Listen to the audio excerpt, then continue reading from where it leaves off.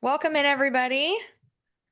I see some note takers coming in. Teresa's driving. I'm glad you made it, Teresa. I'm glad I saw your message. All right, I'm going to go ahead and share my screen with you guys. Let's see, I'm going to share my screen and then I have a document for you. I'll give it to you when you're ready. I don't want you guys to get distracted. You know how we can be. So, we're going to continue the study of success. I think everybody on here knows me by now.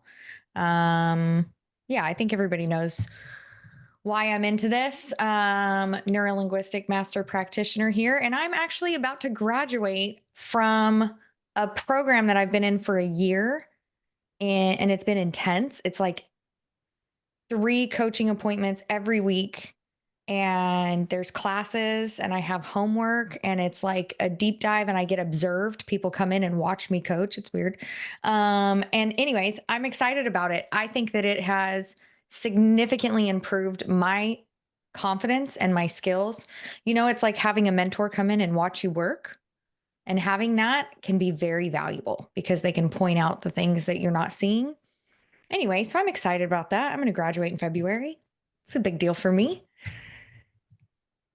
And Congratulations. That's awesome. oh, hey, thank you. I appreciate that. Yeah, I'm excited. I'm also excited to not have that full of a schedule. Sometimes it's good to graduate because you're like, oh, I'm going to take a break for a little bit, but I never take that long of a break. All right, so let's get into it. Last time we left off with basically how we perceive things. Outside things happen, we receive them, and then we perceive them based off of how we feel, based off of negative emotions, based off of what's going on with us that day. And we don't even perceive everything that's actually happening. We only really perceive about 126 bits out of billions. And so what do we do about that? Like, what do we do? We can be very aware of it, but what do we do when it's standing in our way of actually getting what we want? Like, what if our 126 bits are holding us back? Our perceptions are keeping us from doing the things that we can do. And I started to get into this here. I'm actually going to back up the slide because I'm not ready for this yet. How do I guess I can't. Oh, there we go. I started getting into this because I noticed in myself that I had blockages. I had things that were holding me back from doing the things that I wanted to do. And it could be as small as not following through on a simple habit. So if I'm not following through on the simple habits in my day, what about the big things that I want to achieve? I have all these long-term goals, but every day that I inch closer to them, I'm starting to see the gap and it's getting longer and longer and longer because I said I was going to do it, but I didn't do it. The lack of integrity that I started to feel within myself weighed on that as well. And I'm like, well, I lie to myself all the time. I say I'm going to do something, I'm not actually doing it. And I think this is the plight of being a human. We have to deal with ourselves on a daily basis. So how do we get in control of that? Because I think I'm not the only one out there. I have lots of people that I coach, and it's not the big blocks that get in the way. Most people have pretty steady lives. It's the little blocks that get in the way that prevent them from moving forward and doing the things they said they're going to do. In the grand scheme of things, if you pile together all of the times you told yourself you were going to do something and then you didn't do it, you would probably have a big block, right? If you piled it all together. But the way that it's showing up is in little ways and they're visceral. How do we change that? How do we change the visceral ways in which we block ourselves from going after what we want? And it comes with these requisites for change. So I'm going to go over this with you a lot. This is like drill it into the way that you think, because this is how you're going to change yourself. And this is how you're going to help other people change, your kids, your family. And it's not that people need to change to be worth something or anything like that. That's not it. And you shouldn't want to change people. But what I mean by this is that you can help them when people come to you with problems, or if you're a leader You can help people. If you're a coach, if you're a mentor, you can actually help people when you understand that this is the way that people change. So, number one, the requisites for change are fourfold. The line in the middle is essentially what I can do as a coach or what I can do as a mentor or a leader. And the bottom underneath the line, that's what the people have to do. I cannot help anybody change unless they want change within themselves. I cannot help lead someone to, you can lead them to the water, but you can't make them drink, right? I can't help push them. I can't push, you push as hard as you want, and people are going to push back.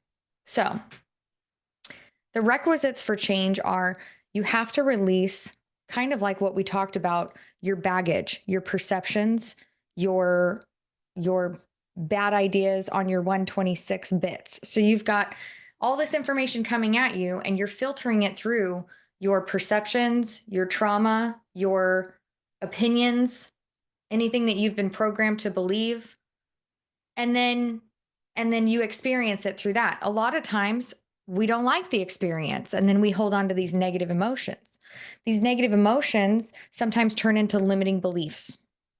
And so we have to release those, because if you're going to go after something that you've never done before, or you're going to go after something that you want and have never had before, then you're going to have limits, limiting beliefs. You're going to have to get rid of that, because that's probably what's been holding you back this entire time.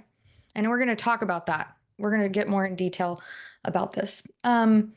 So you release negative emotions, you remove your limiting beliefs, and there's a lot of different ways of practicing how to do that. One of them today, it's kind of helpful in removing limiting beliefs, but there's a lot of different ways that you can do that. Affirmations, meditation, and then there's practices that I have been trained in as well. And then you have to create a compelling future. You have to create your goals. So you have to figure out, what's the limiting belief or negative emotions that are holding me back from going after this?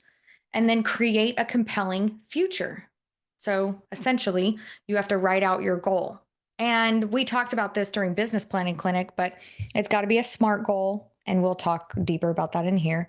It's got to be something that they really have a big why behind. This is why they always say, what's your why? Why are you doing this? Because if you don't have a compelling reason of why you're doing something for you, and it's a personal, subjective reason, if you don't have a compelling reason, you're not going to do anything that's difficult or outside of your comfort zone to go after it. It's scientific. Like, people don't just get really uncomfortable for no reason at all. It's not in our brain chemistry. It's not in our makeup. So we release the negative emotions and we can create a compelling future. You can do this with a coach. You can do this on your own, but this is as far as a coach or another person is going to get you. So it doesn't matter how far you go or how much you pay for coaching or anything. It doesn't matter what magic bullet you get. That's as far as it's going to go. Usually this is when you leave the class or when the coach hangs up, right? And then you have to go out into the world and you have to do what's on the bottom, which is take purposeful action and enforce your boundaries. Purposeful action is, I'm going to not eat sugar. That's your purpose. That's the goal. I'm not going to eat sugar anymore. The goal is to lose 20 pounds. I'm taking purposeful action by not eating sugar. I'm going to eat other healthy things. And then you have to enforce boundaries, most of the time with yourself. Most of the time with yourself and others around you. No, I'm going after this goal. I'm not going to go out for drinks. These are just simple ways, but it can look like this. I need to close more real estate deals. I need to get 10 more deals this year. And my purposeful action is that I'm going to lead generate and make 20 contacts a day, or I'm going to lead generate for 3 hours, or whatever it is. I'm going to lead generate 4 days a week, 5 days a week, whatever it is. You have a purposeful action that you're going to take, and then other things come up. And other things come up that you think are very, very important, like a showing, an appointment with a seller, all these other things that you have deemed more important, and which anybody else might actually deem it important with you. They might say, oh yeah, I would totally go on a listing appointment instead of that. But in reality, you're just letting loose on your boundaries you're sliding back and you're not keeping a promise with yourself. So you're back at square one. You're above the line again. You're just like you never took the class. You never learned how to do this. So taking purposeful action is part of it, but you have to enforce your own boundaries. So I say I'm going to lead generate for this amount of time per day, 4 days a week, then that's what I do. And if somebody calls me and wants an appointment, then I let them know, you know what? I have an appointment during that time. I'm going to have to do it at this time. Are you available then? And you set that boundary. Am I making sense? Okay, these are small ways, but it's everything. It's little things. It's the things you eat, the choices you make, the way you talk to your kids, the way you interact with your kids, the way you interact with your spouse and your person and your family. And there's all these things that we want to do, but we don't do them. We get into a rut. We get into a pattern. We get into this habit. We say, oh, man, it would be so great if I did this. And I know it would be so great for whatever part of my life. And we create this compelling future in our minds and we set a goal and then we don't take action and we don't set boundaries and we don't even talk about it with people. So you have to take purposeful action and set the boundaries. I'm going to talk a little bit more about that in a little bit. And then this can get really hard. It's the focus on the positive and focus on what you want. So we'll take the purposeful action and we'll start setting the boundaries, but we don't always get what we want right when we want it. Sometimes it takes a little while. In fact, I've talked about this before, and we were just talking about it today on a leadership call. But sometimes you take purposeful action and you enforce the boundaries, and you enter into this thing called the Valley of Disappointment. Has anybody heard of the Valley of Disappointment? It's a fun little place that dreams go to die. And that's where all the New Year's resolutions that you ever set and like gave up on, that's where they live. And lots of people enter into the Valley of Disappointment and then they don't keep going because they're not focused on the positive. It hurts to work out in your first 2 weeks. It hurts really bad and it doesn't feel very good. And, about a month in, you don't see any changes whatsoever. I mean, somebody else might say something to you and that might give you a little bit of a spark, but you're starting to doubt whether this is actually going to work for you. And you're starting to wane on your original goal. The compelling future starts to look like, well, maybe I don't want that future. And you're not focused on the positive and you're not focused on what you wanted. You're focused on the way you feel right now.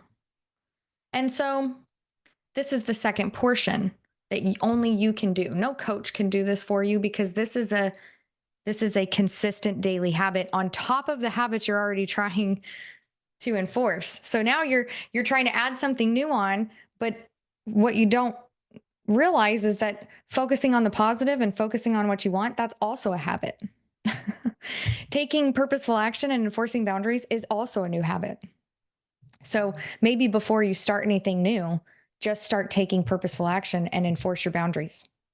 Add that into your life. Start focusing on the positive and focusing on what you want. If you can get that habit down, you will make massive changes in your life. You could change your life overnight. You could say, you know what? I'm just not going to do that anymore because I already have the habit of focusing on the positive and focusing on what I want. And now I'm just going to take the purposeful action and enforce my boundaries. And then it creates that compelling future. Now you're working this back. The reason I'm going backwards is because instead of creating the compelling future in your head, you're actually creating it in your life.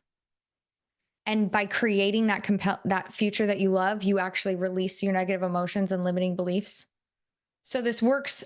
You can either start with a coach and you can get coaching around this and you can learn to release the negative emotions and limiting beliefs. You'll dream up your future and then you'll take the action and then you'll focus on the positive.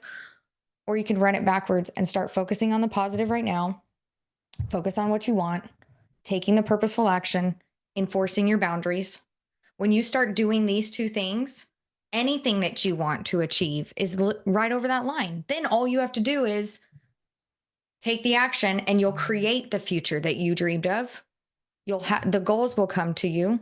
You're putting them into fruition, and the negative emotions start to release, the confidence starts to build, the limiting beliefs disappear because you're actually doing the things that you said you were going to do. Am I making sense? How it goes in both ways. Okay, great. So that's the hard part about creating new habits, is that you're not just creating a new habit in the thing you're trying to do, you're creating a new habit in all of these areas. And so it becomes overwhelming. People enter into that valley, and then it's just done. I haven't seen the chat. Yep, instant gratification dilemma.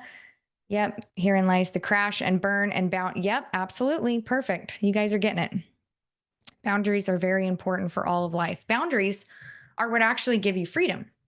And we're going to talk about values and what those give you freedom too. Once you know where you stand and what you stand for, what you need, what you want, not necessarily how you're going to get it. We'll talk about being flexible, but once you have your boundaries set, then that gives you all the room to play. We'll talk about this later on in classes, but your subconscious mind is like a 6-year-old. So your subconscious mind is like a 6-year-old. Your conscious mind is you. And your conscious mind sets these goals. So they look out into the future and they say, this is what I want. Your conscious mind says, this is what I want. And your subconscious mind is the goal getter. So the subconscious mind is the one that's actually going to go out and do the thing and get it for you. Your subconscious mind says, well, what about this? Like holds it up and says, well, what about this? And what about this limiting belief? You're gonna need to get rid of this. And that's what starts muddying the waters. And now people are like, oh yeah, I can't do that. And they don't even get past the compelling goal stage. They start to slide backwards. And really, your 6-year-old subconscious mind that wants to go after the goal is just saying, hey, let's work on this part because this is going to stand in my way. Once you start creating your boundaries and working on these things, you're helping your little 6-year-old brain play more free. I hope I'm making sense for you right now. Put it in if I'm making sense, play. Does that make sense? Okay. 6-year-olds love boundaries. Give a 6-year-old no rules. They'll lose their mind. They'll lose their mind. But if you give them rules and you give them the same schedule every day, they just flourish. Okay, your subconscious mind is a 6-year-old. Give it structure and boundaries, and it will flourish. All right, that was good. All right, let's talk about 5 principles for success. 1, you have to know your outcome. So this is your SMART goal, but you have to know where you're going. We'll talk more in a little bit about the specifics of it, but you need to have a goal.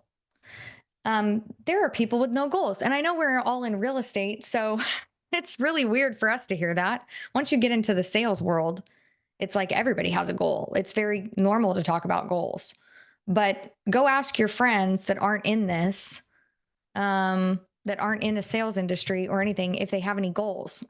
A lot of them are going to be like, what? We stopped setting goals after school, really. After you leave school, a lot of people don't even have goals anymore. They're just living life. Survival is their goal. And so knowing your outcome or knowing where you're going, just setting a goal in general is actually proven. You'll hit it more. You'll hit it. Like it's proven. If you have a goal and you write it down, you'll be like 78% more likely to actually hit the goal just by writing it down. So even if you just wrote it down, that's it. So knowing your outcome is the number 1 principle for success. Number 2 is taking action. Now there's an asterisk right here because it's purposeful action. You could take a lot of actions and never hit your goal. So we got an asterisk there just to be very clear that you got to be taking the action that works towards your goal. Sensory acuity. I'd like to hear from you guys. Does anybody know what sensory acuity is?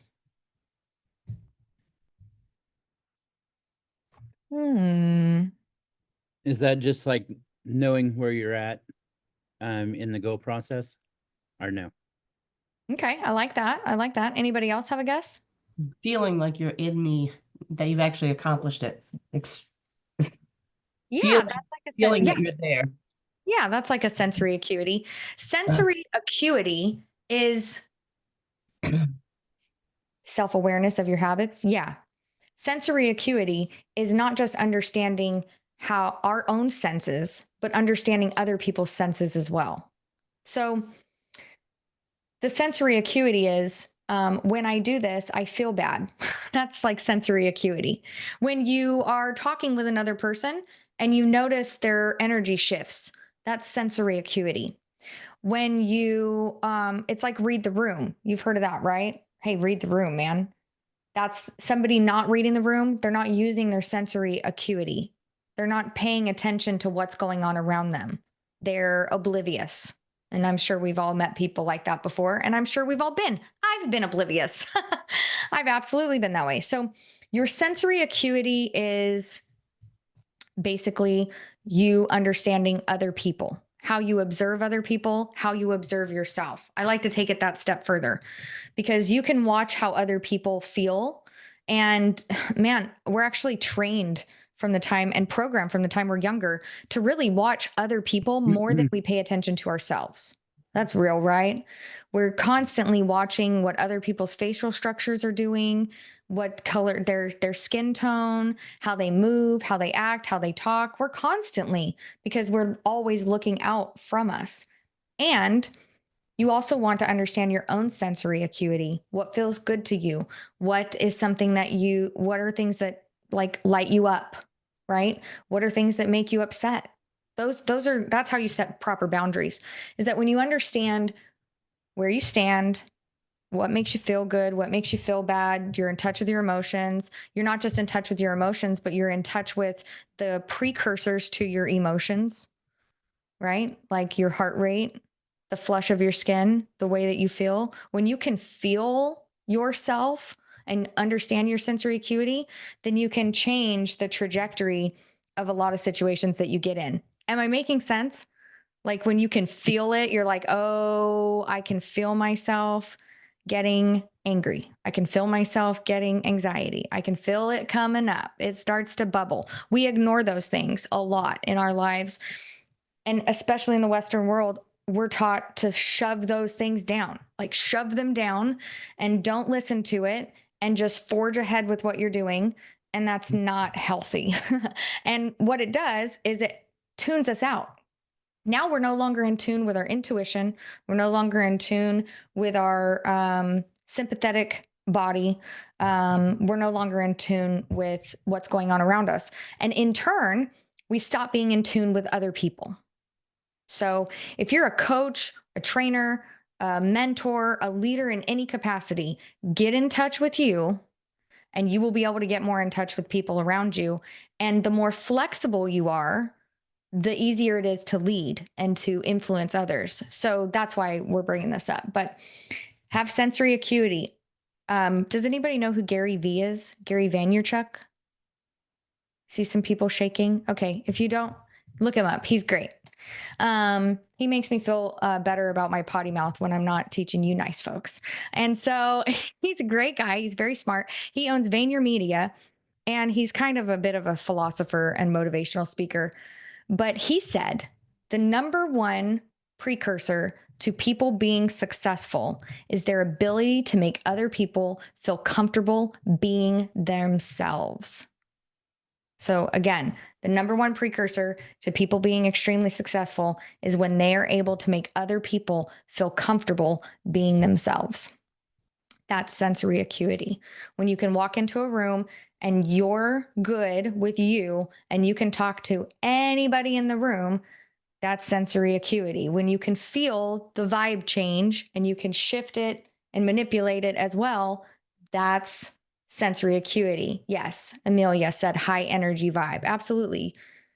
Absolutely. So having sensory acuity for other people and for you helps you be more successful. Okay, number 4 is have behavioral flexibility. So I touched on this a couple times.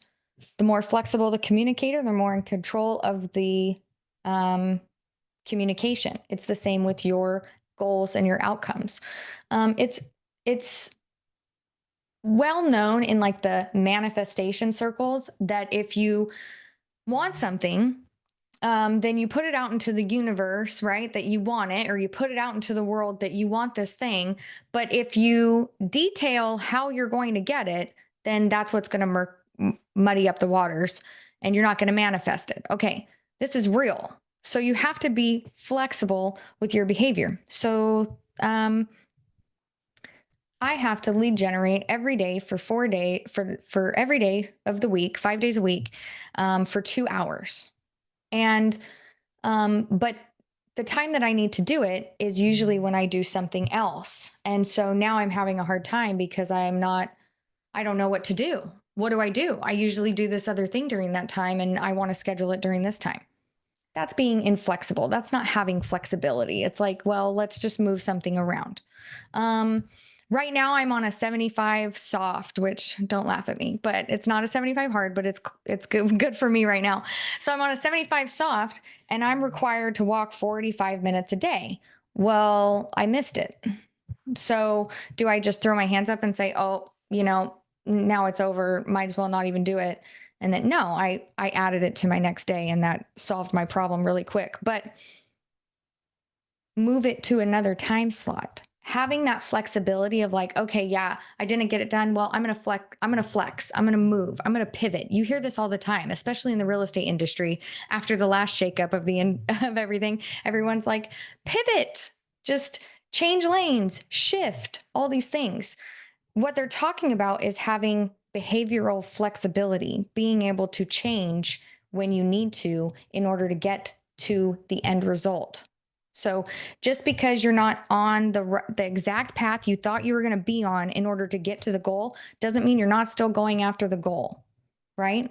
So have some behavioral flexibility. But this goes in for not just goal setting, but your actual success overall. When you are much more flexible with the people around you, think about it. Do you have anybody in your life that's just like non-flexible? I was raised by an inflexible man. God love him to this day, very inflexible. And that's fine. Yeah. 5-year-old daughter, husband's in the military. Yeah. So how do you do that? Well, the flexibility is not them being inflexible sometimes feels like they're getting their way.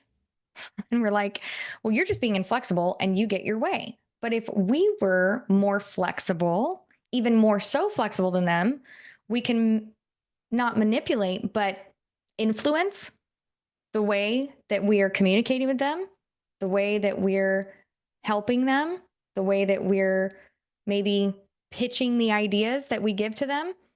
That's going to potentially make them more flexible. It's kind of like if you have somebody, in your life that's super inflexible, sometimes they have a little bit, 5-year-old daughter, she's got a little bit of ego, play to the ego.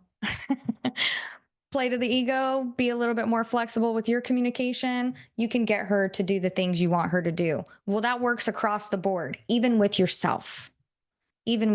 So have behavioral flexibility, even with the people that are the most rigid in your life, and you'll see yourself start to navigate those a little bit more, a little easier. Okay. And then number 5 is 5 principles for successes. You operate from a physiology and a psychology of excellence. So physiology and psychology of excellence. What does that really mean? I'm getting there. Well, healthy mind, healthy body, healthy spirit, right? So you gotta be positive, look positive. I think that staying in shape really does help. People respond better to people that look healthy. That take better care of themselves. And excellence. I mean, there's a lot to be said on that, right? But with everything I do, I'm like a perfectionist. So it has to be done right the first time. I'm literally running in and taking you with me so I can craft a final version of a letter of intent right now for a commercial lease. Yeah. So, and it will be perfect when I'm done. Absolutely. Well, Number 4 for you, my friend. Don't be so perfect that you're inflexible. I had to. I'm your coach. Touche. I love it. I saw the door. It opened up. I took the opportunity. Okay. That was great. I appreciate you being here. What's interesting about this is that physiology and psychology is not in comparison to anyone else around you. So yes, people do respond to others that are physically fit. Yes, that's a whole nother animal altogether. But what this really is about is operating from your own physiological and psychological point of excellence, which no one can do for you. No one can set that for you. That's why this is so generalized and vague, because you have to decide, what is my, how do I operate from physiology of excellence? What does my body feel like when it feels excellent? Like the other day, this is going to sound funny, but the other day I ate this, like, you know, those peanut butter and jelly sandwiches that for little kids, and they already cut the crust off and everything, and they're all prepackaged. Well, I'm like busy, so I grabbed it and I ate it. They make me feel terrible. They make me feel terrible. It always doesn't make me feel good. Now I'm not operating from a place of physiological excellence. Okay. Think about when you've been in the most healthiest you've ever felt. That's your physiological place of excellence. When your psychology is in the best place it's been, that's your psychology of excellence. Am I making sense? This is why they all say you can't compare yourself to other people. You can't. Because if you compare yourself to what other people are doing, then you're completely missing your own piece of excellence. And although we can model other people's behaviors that give them the physiological and psychological place of excellence, we can model those behaviors and we can have that. You also have to find it for you. Some people don't want to have rock hard abs all the time. They don't feel excellent. I'll tell you, I've had them before. I didn't feel excellent. I couldn't eat anything good. It was kind of not that fun. I was starving. Yeah. So is somebody working out so hard that they're miserable, but they look amazing? Would that be a place of physiological and psychological excellence? No. So this is very subjective. And you have to think back on, when's a time in my life that I have felt absolutely physiologically excellent? Okay, that's my sweet spot. That's my point of reference. Then you go, when is the time in my life when I felt absolutely psychologically excellent? That's my point of reference. And it could be in the past. It could be recent. It could be yesterday. But just get your point of reference, and now you know your outcome. So you have your point of reference. Now you know your outcome. I want to feel and operate at all times from a point of excellence. Here's my point of excellence. Then I take actions that point me towards that point of reference.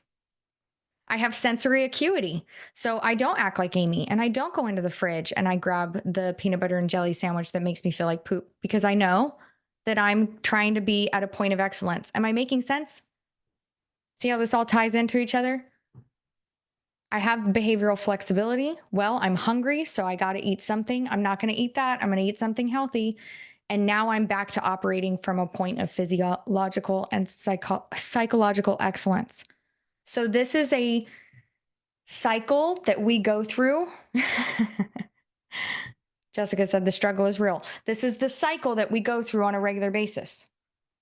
And we have to have our main point of reference of where are we going? What are we looking for? I'm looking to exist in a state of excellence. I'm looking to exist in a state of success. Okay, great. What do I need to do? I know where I want to be. Okay, I need to take the good actions. I need to make sure that I don't interact with that person, because that person puts me in a state of not being at excellence. They're not here for my excellence. Okay, I don't interact with them anymore. Whenever I don't do this, I'm not in a state of excellence. Okay, I'm going to make sure that I do this because that puts me in a state of excellence. This is how people that are successful operate at a very simplistic level. They know where they're going. They take the actions that they need to take to get where they're going. They pay attention to what makes them feel good, what makes them good, what makes other people feel good. They bring that together. They're flexible with their behavior. So if they reach a roadblock, they don't just stop. They turn, they jump, they do whatever they need to do. They parkour over that roadblock. And then they keep operating at that physiological and psychological place of excellence. All right. So I want to talk to you guys about your values and your state of mind versus what a goal and an outcome is. And you guys are all, I see you guys. I see the names in here. You guys are all high achievers. You set good goals, and you know what a goal is. But sometimes when we start to think about our outcome, we get a little unspecific. And so the people that are extremely successful, they have their outcome, but their outcome is strangely specific. And it's not necessarily how they get there that is super specific. That's the behavioral flexibility. So how you get there, you got to be flexible with. But what you want, be very, very specific about. So when you talk about your goals, you want to be on the right-hand side of this sheet. But what we tend to do is we tend to get murky over on the other side of on the left-hand side, and it muddies the waters, and we don't get what we want. So a goal or your outcome is stated specifically. So this is SMART goals, by the way. It's just messed up, not in order. Stated specifically. A lot of people will say, I want to be happy. Okay, but what would make you happy? Oh, well, having a Porsche would make me happy. Oh, okay, good. That's more specific. Awesome. Let's go towards that. Okay. I want to have more money.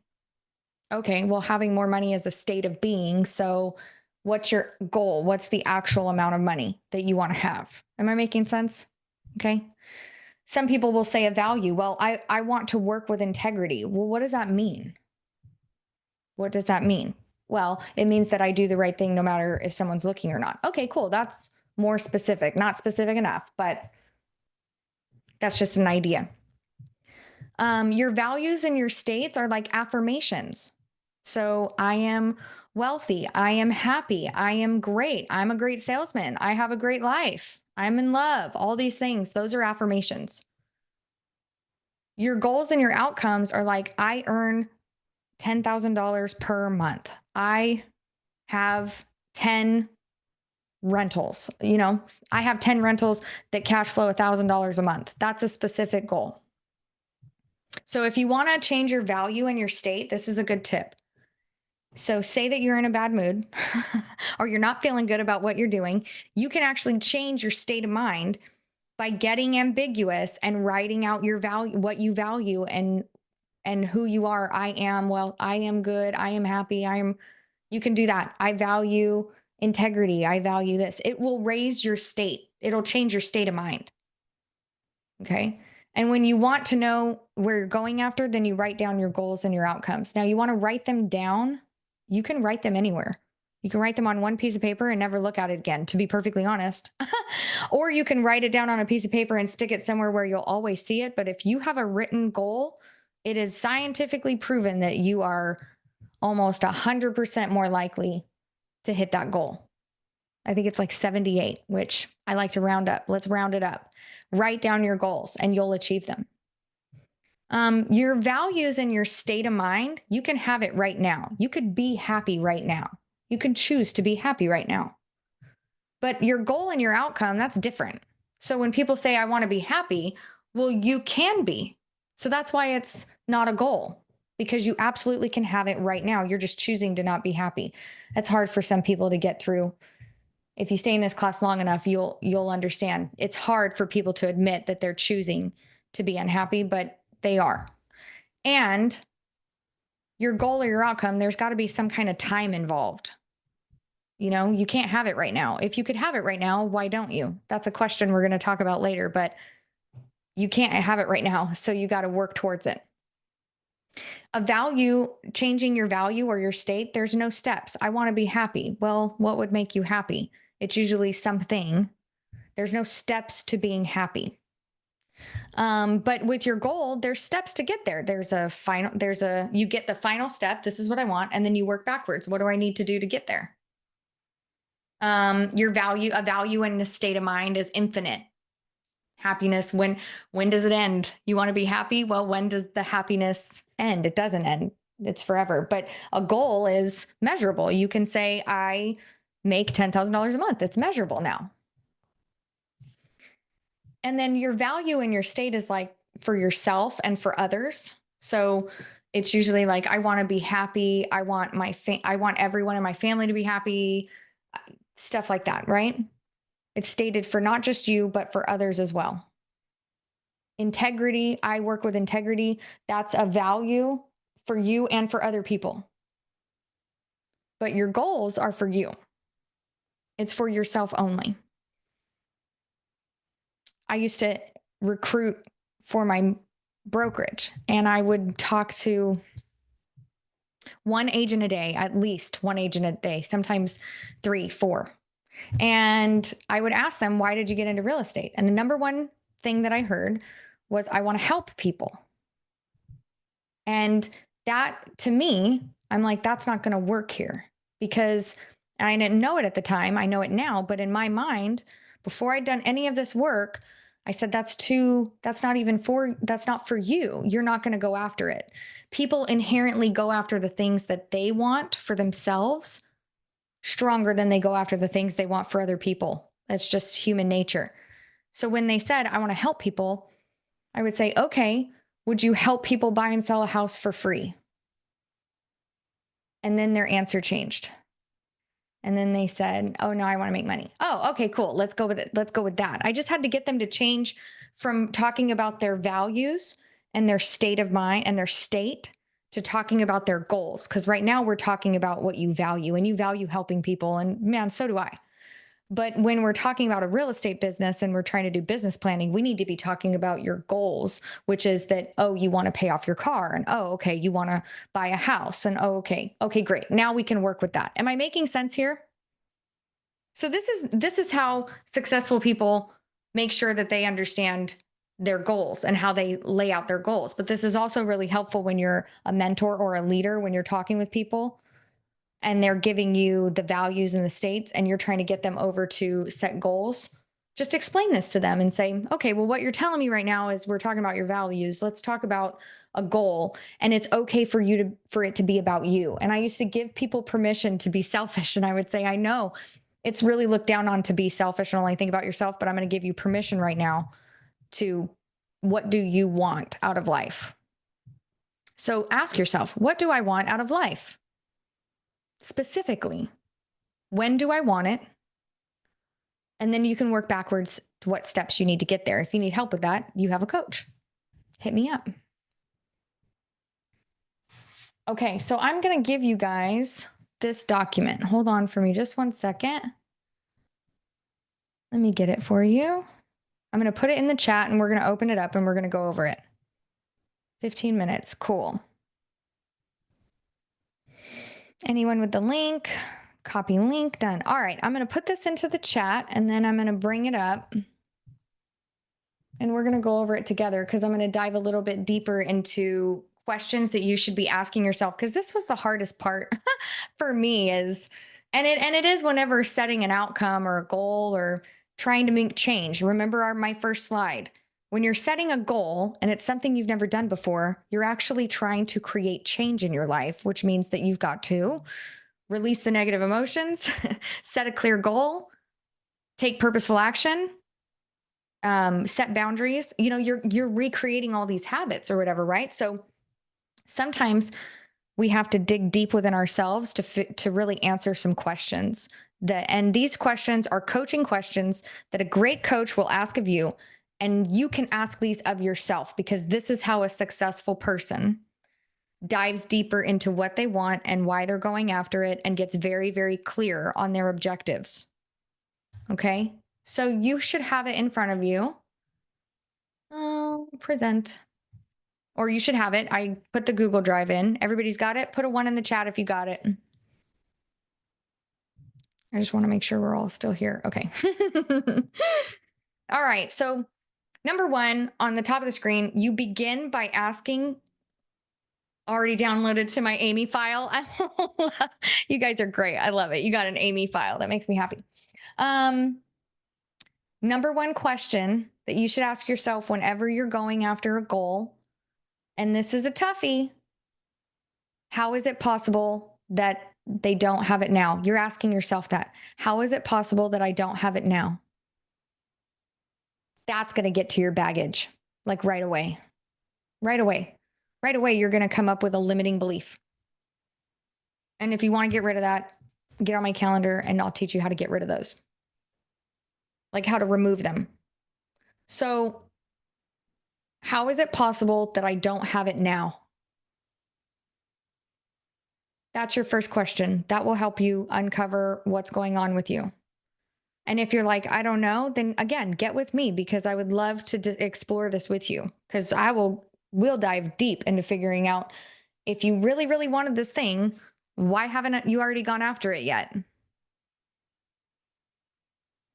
Many steps to manifesting. Yeah, these are all the many steps to manifesting. Absolutely. Okay, so why haven't I gone after it? All right. And why don't I have it in front of me? Okay, cool. I figured it out. I've got limiting beliefs in this. All right, I'm going to work to remove the limiting beliefs. Working to remove your limiting beliefs doesn't have to be like this secretive thing that Amy does in one of a coaching meeting. It's been as easy as reframing myself sometimes. I write down my limiting belief and I say the opposite of it. Why don't I make $1 million a year? Well, because of this. This is the reason. Okay, let's work and write out and reframe myself to change my belief. It could be as easy as that. Sometimes they're really ingrained and we have to do some tricks to your mind and get rid of them, but it's all possible. So try journaling first. Try writing it down and really digging deep within yourself. And sometimes they just poof, go away. Okay, so when you're writing your outcome or you're thinking about it, it's got to be in the positive. What specifically do you want? So it can't be, I want to make more money. I want to make $500,000 next year. Great. You specify the desired situation in the present tense. So it can't be, when you write these things down, you can't say, or you can, I mean, you could do what you want, but it's better for you to say, I am making $500,000 in income a year versus I will. Because when you say I will, you're telling your 5-year-old subconscious brain that you will. And your 5-year-old subconscious brain is like, okay, good. You do that. But if you tell them I am making $500,000 a year, your subconscious mind is like, you are? What are we doing? They're looking, they're like, oh, we make $500,000 a year. So now they're out there looking. Remember, your conscious mind sets your goals. Your subconscious mind says, okay, I'm going to go get that. By asking yourself why you don't have it now, you're asking your subconscious mind to bring up the baggage that you need to release. Once you release it, then you can say, okay, this is what I want specifically. I want to make $500,000 a year, or I make $500,000 a year, right? Okay. And then you want to be associated. So when you're thinking about it, every time we think about something, every time you experience anything, you come up with that internal representation. So if you closed your eyes right now, if we all closed our eyes right now, and I gave you the word money, bring up a picture of money. Close your eyes and bring up a picture of money. We all don't have the same picture of money. Because I have money and it's like dollar bills just raining down around, right? You have money in a different way. We all have something different. It's our internal representation. So when you say, I make $500,000 a year, blue G-Wagon, baby, I love it. Okay. So I own a blue G-Wagon, right? When you're thinking about it and you're creating this internal representation for yourself, you have to be associated and looking through your own eyes. So you got to be in the story. You're driving the G-Wagon or you're standing in front of it looking at it. And I'm closing my eyes because That's my internal representation. What am I creating in my head? When I used to bring new people onto the brokerage that have or never sold real estate before, I used to ask them, you had this image in your mind when you got your real estate license. Like you kind of had this movie play out, right? Of everything that it was going to do for you. Can you tell me about that movie? Tell me about your image of what it looked like. And they would say, oh, I'm standing in front of a group of people and I'm holding an award, or I bought my first house, or they had a movie that they had created. I did too. I remember when I was going to get my real estate license, I thought, I'm going to be rolling in the dough, right? I'm going to be making so much money and helping so many people. I'm just going to be a star. What is that image? You want to be looking at it through your own eyes. Be in the image when you're setting the goal and visualizing it, okay? You want to ask yourself, where am I when I get it? Like, where am I when I get this goal? Look around. Where are you? Who's around you? And that's the next one. Specify it. Get really specific. What will you see? What will you hear? What will you feel when you actually have this? Okay. And then you make it as if that's happening right now. This is how you create that compelling future, right? This is how you create it. It's happening right now. And you want to insert this into your future. We'll talk about this. But essentially, once you've gotten that vision in your head of this is what I want, I'm driving my G-Wagon, then there's this process that you can do where you can step out of the picture and put that picture in your hands, in your mind's eye, and you can send it out into your future. That's setting the manifestation forth. Let it go, right? How will you know when you have it? That's a really important piece because you need an evidence piece. Your brain needs evidence. It needs to know what is going to happen when you know that you have the goal. So think about that step. What's going to happen when you have it? I'm going to be driving off the lot in my blue G-Wagon. What will this outcome get for you or allow you to do? This is big. Whenever I sit down with someone and I do goal planning, I like to ask, what would this, if you could do all of this, what would it do for you and your family? Because that gets them into the desirability of it all. What is this going to allow you to do? It's further compelling a big why. And then is it self-initiated or self-maintained? It has to be for you. And I know that sounds like contrary to everything we've been told and programmed and the world around us. And we're all supposed to be very altruistic. And you can attach everything that you do to something altruistic. But if you're not getting something out of it at the end of the day, you're not going to go after it. So you have to tie it back to something that you want, something that is desirable for you. This goes for all changes. If somebody came to me and said they wanted to quit smoking cigarettes, I could help them do it. However, if they came to me and said, I want to quit smoking cigarettes, Amy, because my wife told me that I have to, or she's going to divorce me, I would say, I can't help you, bud. I can't help you. It's not going to work. I could hypnotize you. I could hypnotize her. I could get you guys, I could buy you guys another 6 months if you want me to, but I won't be able to make you quit smoking cigarettes because you don't want to. The person has to want it. So any changes that happen, when somebody comes and sits down in front of me and says, I want to make $1 million in real estate, they better really want it. It would have to be something that they truly want, or else they'll go after whatever they can get and then they'll trail off and they'll settle. So this isn't just about setting goals. This is actually like how you can create change in your life. I want to be more accountable. Okay, great. How is it that I'm not accountable now? What specifically do I want? I want to be more accountable, meaning that I want to show up on time every day when I'm supposed to power hour. Okay, great. Imagine yourself. Where are you now? You're doing it. That's me showing up to power hour on time every day. Yes. What do I see, feel, and hear? Oh, I hear Amy saying hi. I hear it all. I'm sitting at my computer. Okay.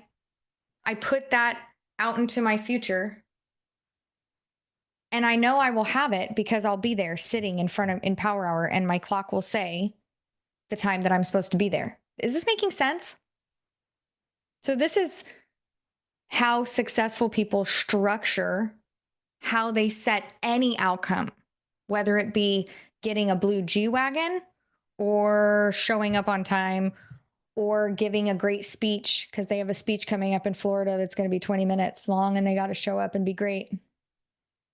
That's me or one of you, right? They do this process so that way they can actually get to their achievable outcome. There's more questions on here that you want to ask yourself. So the next time you're setting a goal, you've got something you want to change, you want to do something different, you're going to run yourself through this pattern.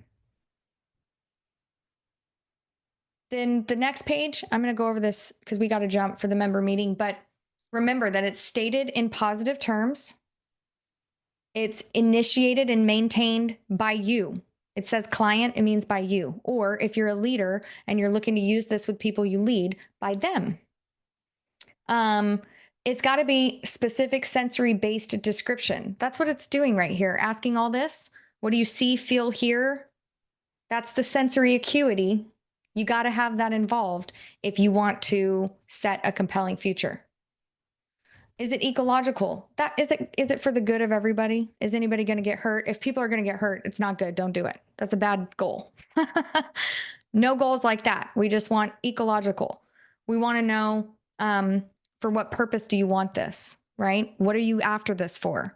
What will happen if you get it? What will happen if you don't, right? Who is this for, basically? More than one way to get to the outcome. That's your flexibility. That's your behavioral flexibility. There's more than one way to get to where you want to go. There is. So be flexible with it.